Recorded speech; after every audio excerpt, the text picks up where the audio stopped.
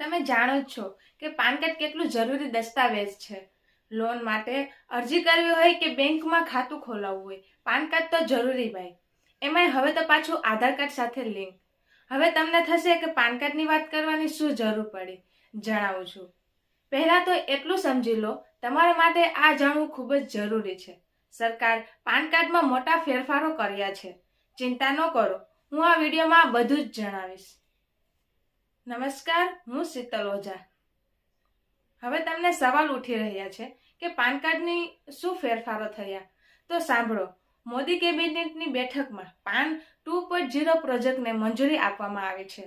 કેન્દ્રીય મંત્રી અશ્વિની વૈષ્ણવે કહ્યું કે સરકાર આ માટે 1435 કરોડ રૂપિયા ખર્ચ કરશે। આ પાન કાર્ડ જૂનું પાન કાર્ડ કરતા અદ્યતન હશે।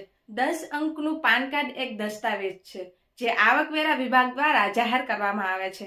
તેને વધુ અદ્યતન બનાવીને સરકારે તેને વધુ સારું અને સુરક્ષિત બનાવવા માંગે છે। તેનો હેતુ ડિજિટલ સુરક્ષાને મજબૂત કરવાનું અને છેતરપિંડી અને ડેટા ચોરીનું શક્યતા ઘટાડવાનું છે। નવું પાન કાર્ડ એક સંકલિત અને સંપૂર્ણપણે પેપરલેસ અને ઓનલાઈન હશે। ફરિયાદ નિવારણ પ્રણાલી પર ભાર મૂકવામાં આવશે। જો તમારી પાસે પહેલેથી જ પાન કાર્ડ છે તો તેને બદલવાની જરૂર નથી। જૂના પાન કાર્ડ નંબર જ માન્ય રહેશે। જેમને પાસે જૂનું પાન કાર્ડ છે તેના નંબર એ જ રહેશે, પરંતુ તેને નવું પાન કાર્ડ બનાવવું પડશે। નવું પાન કાર્ડમાં QR કોડ જેવી સુવિધાઓ પણ હશે।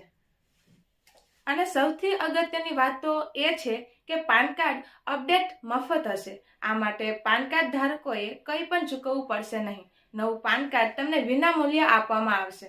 નવું પાન કાર્ડ જૂનો પાન કાર્ડ કરતાં તદ્દન અલગ હશે। પાન કાર્ડ માટે પ્રક્રિયા શરૂ થઈ નથી।